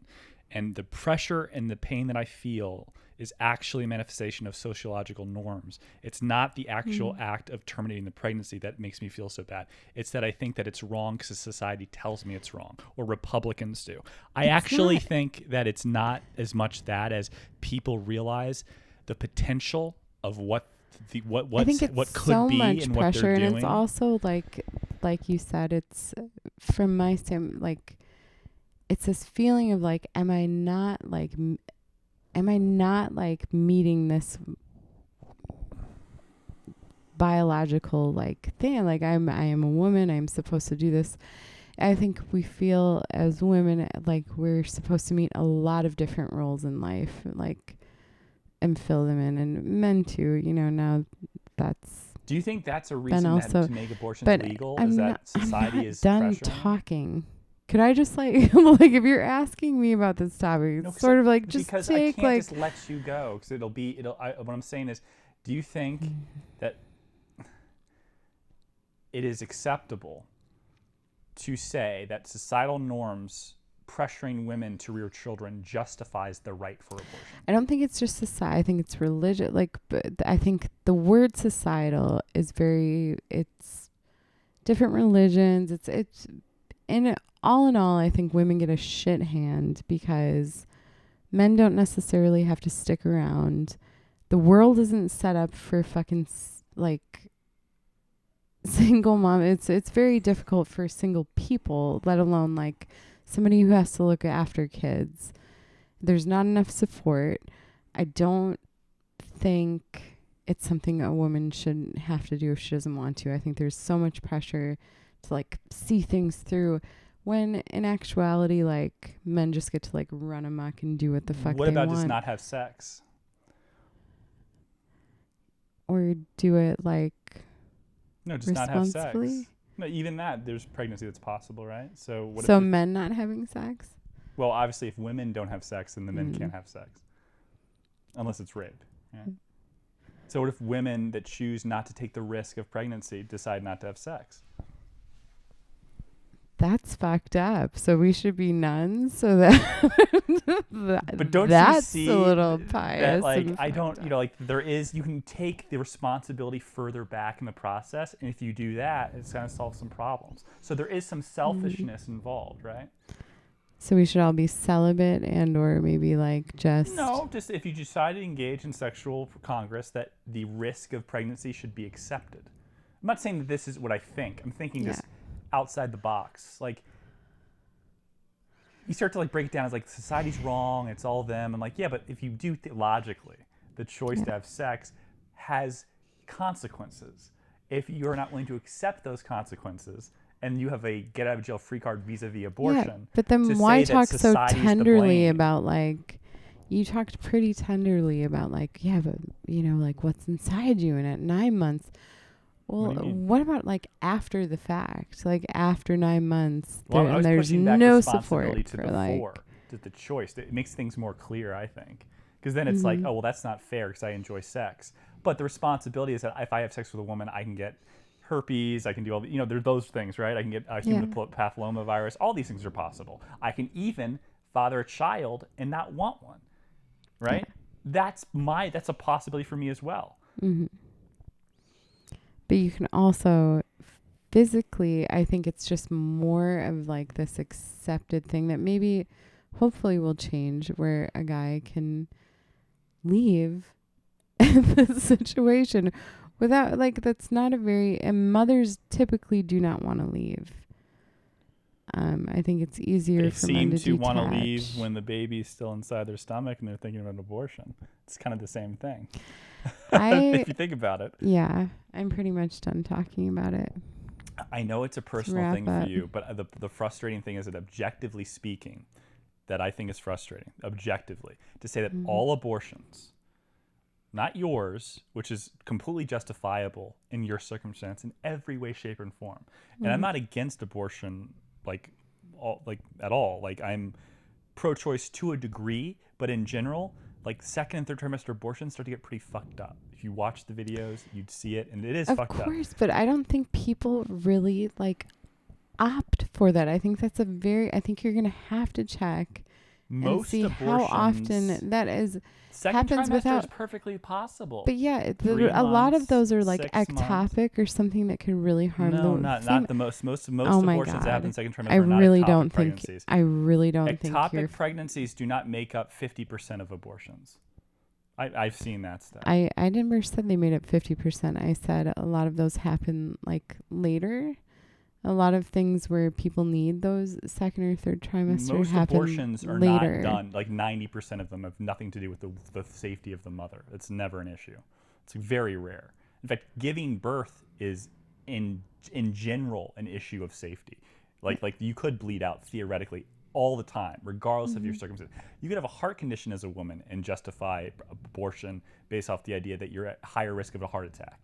Yeah. But in general, abortions are rarely related to the idea that the mother's life's like at risk. It's very it's not a common thing, particularly in first world countries. But I think that abortion is something that is very frustrating to talk about with a woman because the consequences after the fact make me look like an asshole telling a woman to do anything with her body. The issue I have is that I do believe that there never mind viability of second and third trimester like premature babies. Forget that stat, even though I think it's a very legitimate point. It's just kind of it becomes kind of intense to me later on. And I don't think there should be, if you believe in abortion and you believe in universal abortion under any circumstance, that just frustrates me because there are selfish asshole kids that will do drugs while they're pregnant, not give a fuck, have an abortion later on, or do fucked up things. Even have the baby while. So what's the solution for that? I mean, you don't have one. That's the interesting thing. You don't think that there should be recourse for people being assholes or selfish. What I'm saying is, you think an abortion should happen anytime, no matter what. But there are kids that do wait. There are women that do. It happens a lot more than you realize. But the fact that if it happened, I really want to check your facts. Times, I know you're like. If it happened 10 times, third trimester abortions in the 9th month, is that right? Should those have happened? Provided there's no harm potential for the mother, you say yes. Or you more specifically, you ignore the question. You say those are really rare, Andrew. You avoid the question and say I don't actually think those happen as much as 10. I'm saying 10 all time. Probably 10 all time. I know they're more than 10 all time. Okay. But so those are fine. I'm just saying you don't know somebody's story, whatever. That story doesn't matter. So your feelings, your story at that point, I don't think matter. If it's not a threat to you, if there's you're poor, whatever, in that circumstance, I think it's abhorrent to have a 9th month abortion. That's okay. It's just objectively. Okay. So I think if you want to be pro-abortion, there should be some circumstance of if you fell into a coma today and you were in the 9th month and you were in a car accident, the baby could survive easily, and provided it wasn't killed in the accident, right? That idea that oh no, that circumstance, the mother doesn't have autonomy. We can't actually carry through with saving the baby because the mother has to give consent. That's very interesting to me. That idea. Well, yeah, that's a very extreme. But if you thought about it, should we facilitate the saving of this baby in this instance because the mother's unconscious? I just don't want to talk about the whole breadth of my feeling of not your feeling. Andrew, about the whole of abortion. No, but objective, your 9 month. Separate your experience from it. No, I don't want to think about it in your 9 month. I think that you have to. If you were to legislate it, you'd have to. Yeah, but then I'm not going to let that dictate all my other choices. If that has to fall under the umbrella to get so fucking be it. We just had a huge and I think that if men were placed in the same position as women and could we're the ones to carry babies, which has been brought up for a while now, there's no fucking way that this would be taken over. I don't know, man. Even the Christian ones would fall over. The crazy Christians. The Christians would probably. own up to it. A lot of them, right? No, they find a little like. I'm not saying the some sort of Catholics; those they're hypocrites, but like some of the Christians. I think it's pretty insane because I think that if a man were to get pregnant, things would be so different. This is. I could agree with you and say yes, but I still think there would probably be some sort of. I think it would be even more extreme in the favor if men could get pregnant. But not in the Christian sense. What? The Christians would still be Christians. You can't really heed power. For example, if you're a Christian politician, you can't be a hypocrite and say men should have the right to abortion. They'd still have that. Their daughters get abortions under the fucking table. How can you gain the vote of the Christians if you're a man giving men the right to have abortions whenever they want? That it wouldn't be as simple as you think it is. That's true. Yeah, because then you lose all the Christian shit about like family values, all that bullshit. It all go through out the window with the bathwater. No pun intended. What are you doing? I'm getting up because I have to pee, and I'd also like to say you made some very good points. I'm not saying I know you want to avoid hateful. them. It's fine. I don't want to avoid them. I just I went through my personal thing. I have my personal feelings about it. Personal feeling. I know. Sorry. I know. Mic drop. I have to pee. Okay. And we're back. I just saw what it looked like Harrison Ford starting his own podcast, and I realized it was Dr. Robert Malone, the anti-vax guy. He looks just like Dr. Richard Kimball. Figured like Harrison Ford now has like a beard or something, and like it's like he looks just like him. You can see. Hold on. Yeah, hold on a second. Don't worry. In that break, I didn't like assault Ben. How's that not like Harrison Ford on a podcast? It looks like him crossed with like David Letterman. Because of the beard. Yeah, but it's definitely like Dr. Robert Malone. Like, God bless the guy. Railroading his career, going anti-vax. That's one of the interesting things is like you have all these people that are pro like vaccine, right? And it's like for the good of like getting attention, positive money, not having their peer-reviewed journals thrown out with the bathwater. But like to go the other way, that is the smarter move economically. So few people as doctors are so afraid, like would be afraid to go against like the mainstream and the CDC and WHO guidelines, all that jazz. But you have more market because no one's doing it. Yeah. Like you have more people that are like Joe Roganites that would like go with you and be like, yeah, man, fuck them, fuck China and the propaganda. That's like a better avenue. Like there's so much money there. People like to say these guys ruined their careers. Like Dr. Robert Malone will never, be published again. I actually think they're intentionally admonishing all these guys who are on Rogan because they want to make sure that it's like they look like losers. But in reality, they are like making tons. Like if Dr. Robert Malone comes out with a book about what happened during the COVID crisis, like conspiracies and everything, that will sell tens of millions of copies. But the one that's like vaccine, thank God for Dr. Fauci, no one will buy that book. But they will lie and say like the U.S. government will buy 1 billion copies of it just so it looks good. Like a Baltimore mayor like who like committed fraud by giving a good deal to some sort of like infrastructure company to build some shit in Baltimore, but in exchange that they had to buy like 1 million of her books. Like, and like the FBI found out about it. Like, you can't do that. Like, it was crazy. Like, this mayor of Baltimore had like higher book sales than like Adele. Like, it was just like didn't make any sense. I'm like, this is hilarious. Instant superstar.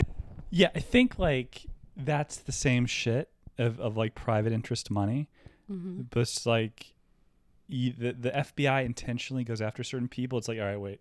We don't want the regular people to know this actually happens all the time. We have to like take down some of the obvious cases. Yeah. Like, and there's just the other end of it. We're like, well, we can't let the world know that the Clintons like to fuck boys and like little girls and like drink blood and adrenochrome because that'll just undermine our entire country. So we can't ever let that shit go out. So let's kill this guy while he's in his jail cell and call it a day and make sure this list of like who knows, Tom Cruise is like a power bottom or something for like a giant satanic like three-dimensional or a multi-dimensional demon that comes in and out, and that the demon actually flies in a little pod that like Joe Rogan talked about in a show about the UFOs, the little like Tic Tac. That's his little ship to get to Tom Cruise's house in the Church of Scientology to fuck him in the ass. And like the inside government's like, well, we can't let this get out. This is too much for the American people. They don't want to know about it. Like that type of thing. Or like maybe That's why I love that show, The Boys, because this is how I feel like celebrity. Like they just nailed it. Like we do think of these people as like superheroes, and if they're tarnished, it is like a very like dramatic version of being famous, and like the drug use and like the incestual nature of the sex. Like all the actors fuck each other. Yeah, it's like you're famous, oh, so you know what it's like, so we'll fuck. And it's like, but like, how do those ever like two damaged people with like the same damage that literally get off and like theater kid shit, like being, what do you do? What are you standing? Yeah, my back feels weird. I like sat on a stool and then I walked all around downtown. And so you like you stand? Yeah, I've been like. It's like you're doing a show. Now everyone knows you're standing that's listening, and they're like, God, this feels so. You know, they're feeling like, oh, you're making me nervous. Sit down, like that type of thing. But like they're gonna know through the fucking podcast that you're standing right now. So you have a bad back. There you go. She's sitting down now. Sitting down. It's just I have to sit on these like metal stools for hours. That's what I'm. Metal stools. Ghislaine Maxwell's on suicide watch, awaiting her sentencing, even though, according to court records, she isn't suicidal. So it's like a premature, like, this is going to be rough. We're going to put her on suicide watch now. Yeah. But I'm like, have we seen this before? Yeah. Like what? Like this is like I thought there was gonna be like a dead drop or something, or what do you call it? Like that she would like get off on this or somehow, and like the list would come out. Like if they prosecute her, like there would be a list that would be published by like Simon and Schuster with like Tom Cruise and the Demon, and like maybe like the Bop kids. They were like, you know, yeah, they flew on the jets down to the island, you know, for some of the gay guys, because he had gay guys going on that island too.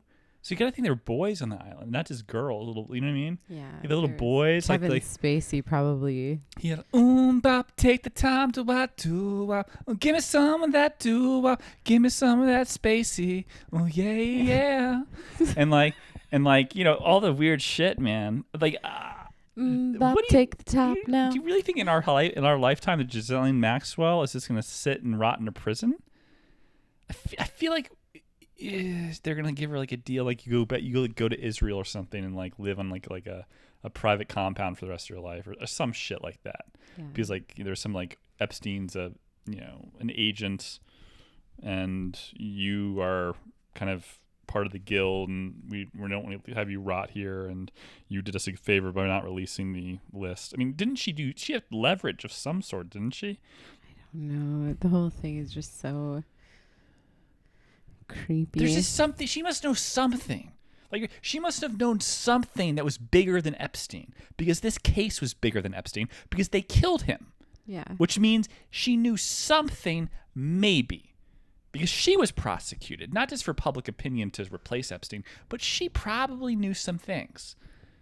This is like... Why isn't she like on a beach right now and acquitted? That's what I don't understand. Like, where Amber Heard and Johnny Depp was like your OJ, this is like your JFK. This is like the deeper... It's not really look into it. There's just not enough evidence. There's an evidence void. There's an information gap. I can't fill it. Otherwise, I just become a proper conspiracy theorist. Interesting thought about JFK. My mom was on the JFK assassination committee. Really? Yeah. And, well, I mean, we killed him. We killed him. The CIA killed him. Yeah. We killed him. There's... This country is so fucked up. Like, we gave gay guys a different polio vaccine. We injected them with polio to see what happened. Like, who knows? Tuskegee experiments back in the 70s to gay people. Operation Firm Hand, I believe it was called.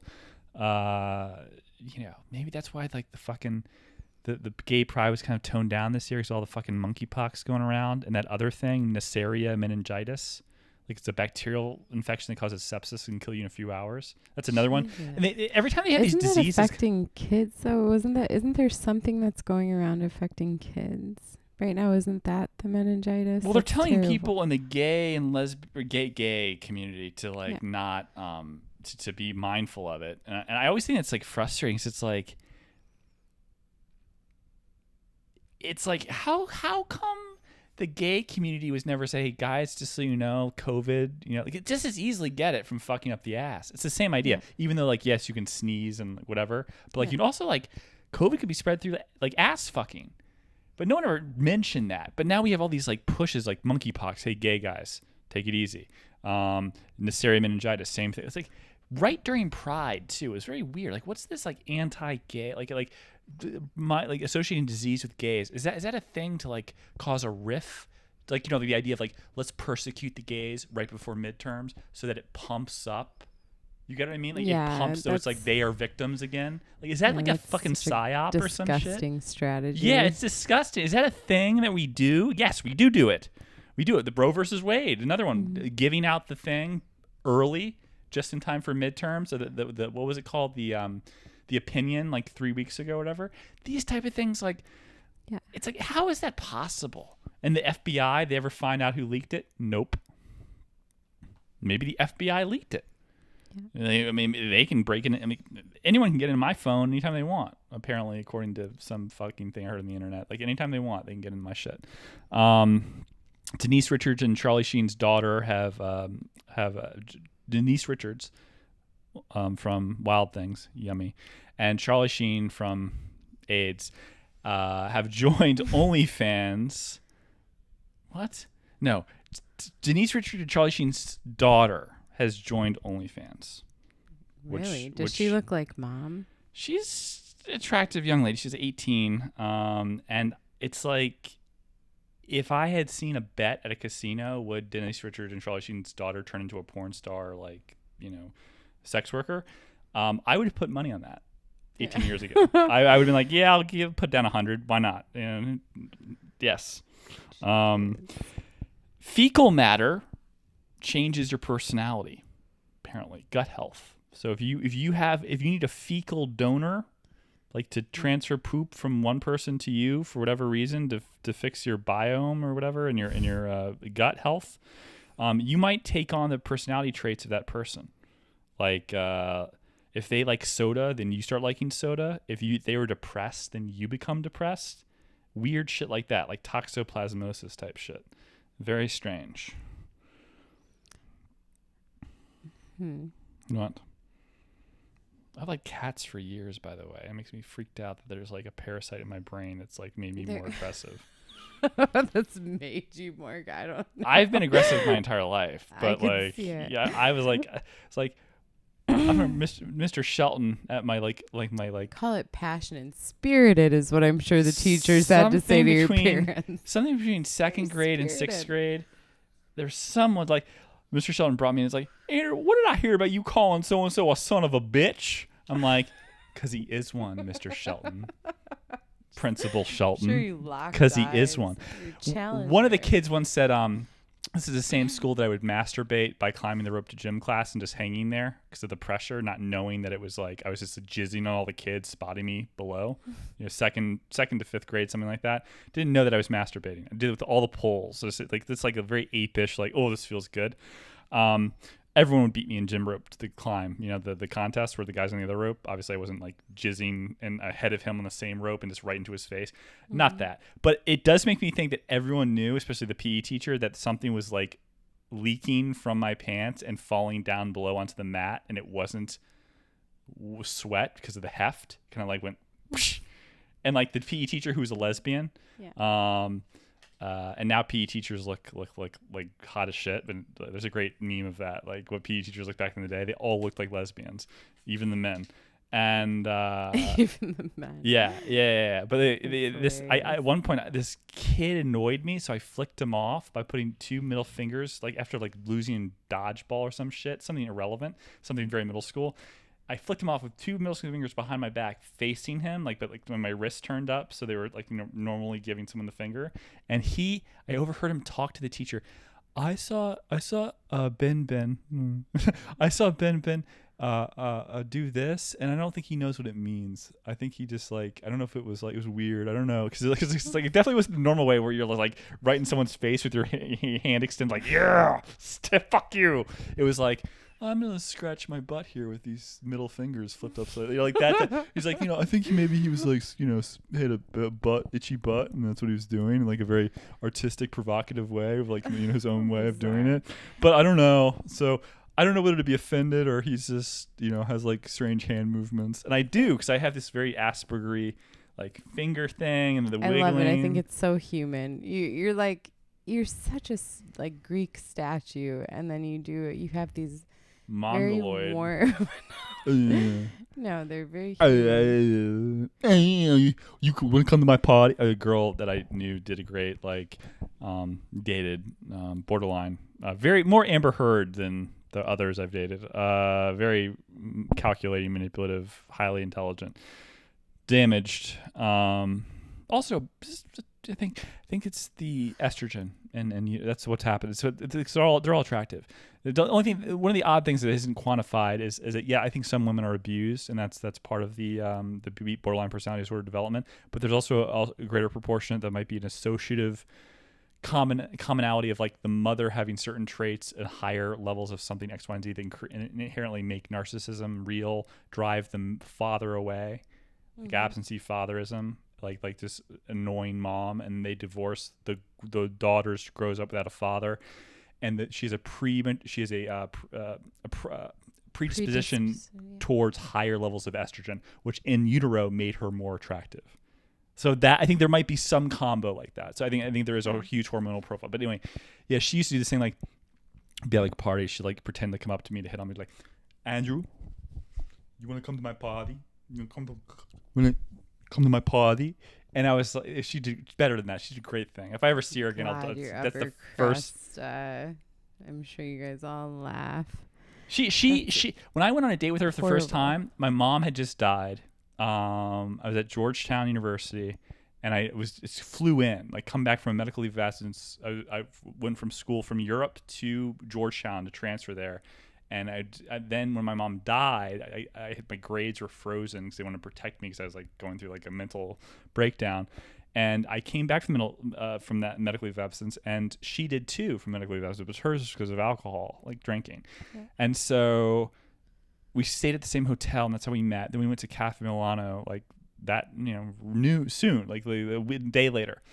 And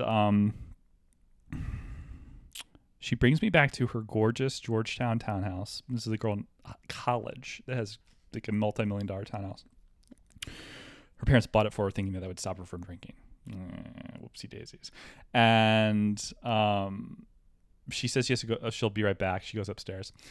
I hear music playing, and I'm like, it's like been like 20 minutes. I'm like, wouldn't it be hilarious if I just like sit there the whole time? She'll just whatever. She's lighting candles. I go up the stairs. She's lighting candles, wearing La Perla lingerie, maybe Asian provocateur. In fact, it would make sense, with Mozzie Star, Fade Into You playing. Like, perfect, gorgeous body, absolutely fantastic. And the video of the song is like a dubbed of the Asian provocateur Kate Moss video. Like Kate Moss in underwear and like a black house that's like walking through the stairs, and Mozzie Star's Fade Into You is playing. The ambiance was just like unreal. And then I take her, like wrap my like arm around her chest, and then like pull her hair back and kiss her neck, and I'm looking at myself in the mirror and her body while I do it. It's just both like a narcissist. No, it was so like, it was like, this is like, there's someone filming this right now, and this is the scene in the movie. Point like Christian Bale, like what's American that movie Psycho. with what's her name from like Must Love Dogs? That's like she cheats on Richard Gere. Like it was like that type of hot sex type, like 90s movies where the sex is always like very like kind of like NC-17 whatever. And then we go to bed, and like I don't know if we have sex that night, but like we like just do whatever. And she says, "Oh, she says this funny thing where like, I have someone coming over. I don't, maybe you should." I'm like, okay, that was really weird. And I leave. I'm like, oh, let's go. Like, no, you don't have to go. I don't know if they're coming. she was doing this weird thing where she wanted me to Yeah. diminish, make me not let her know that she has shit going on, or some weird thing I don't, I want you to want to tell me that you want to stay over and that I should cancel this, something like that. She wanted me to earn it or something. Yeah. And I did, and that was great. And then I broke her glasses the next day when she was high maintenance girl. She was going to the Four Seasons to get her hair done. And I took her there, and then I kissed her on the forehead or something. Her glasses fell and they broke, and I was like, sorry. Here's $200. No, I'm just kidding. I just sorry, and then I didn't say it, and I walked away. And then we started dating for two years, and she's she was awful. Only reason I dated her was because my mom had died, and I was really insecure. I was like anything that I was insecure about at that time, this girl just made worse, and she perpetuated this is what makes me think my mom was borderline. Is that there's something about her that was like my mom, but in a way that I didn't know, an adult version of her. Yeah.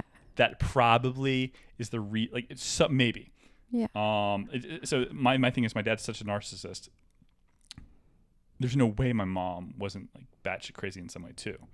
Yeah. And so my mom was 35, had been a model, and was not married yet. So I'm like, you have to be crazy too, Mom. Yeah, my mom was independently wealthy from her family and stuff like that, but still. You could marry a guy that makes $10 million a year or something. You could have. She did Harrison Ford, Al Pacino, Jimmy Connors. You're crazy too. Even though you say my dad's the crazy one, you're crazy. You're like Amber Heard. Actually, I'm fine. Everything's great. I'm just Johnny just my dog stepped on a bee and I have to pee and I have ADD. This is what you're crazy too. You're not the balanced one. You know what I mean? Yeah. My mom, it's my mom. Perfect example. My mom told my brother and I, your dad's kicking us out of the house. Isn't that awful? He's kicking us out of the house. The truth is, my mom was offered a huge sum of money or the house at some point. She had money, income, in perpetuity from her family, and money from my father in one earlier settlement in their divorce and whatever child bullshit, child, whatever. She took money and then left the house and blamed it on my dad. So these are things women do, but my mom is also in a way toxic at times and not, you know what I mean? Yeah. It's just the way it is. And so, yeah, women are crazy. I don't know why I got off on that track. Lapel Lingerie, Amanda was her name.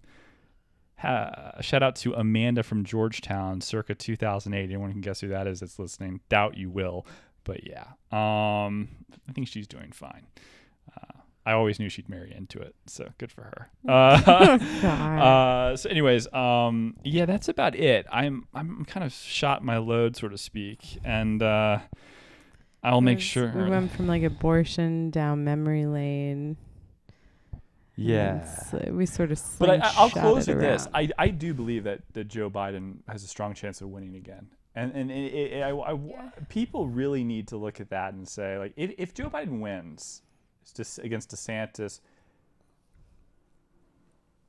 it's so obvious that Kamala Harris was a terrible pick. The only reason she's there still is because she would be there is because she's a woman in black. That's her benefit to the campaign. She's a horrible politician. Yeah. So socially, cockroach. Oh, Kill it. Your arm span is longer. I'm way over here. I'm a body length away. Fuck. Okay, cockroach. I have to deal with this. But yeah, Biden. All right, bye. God damn it. Stay fabulous.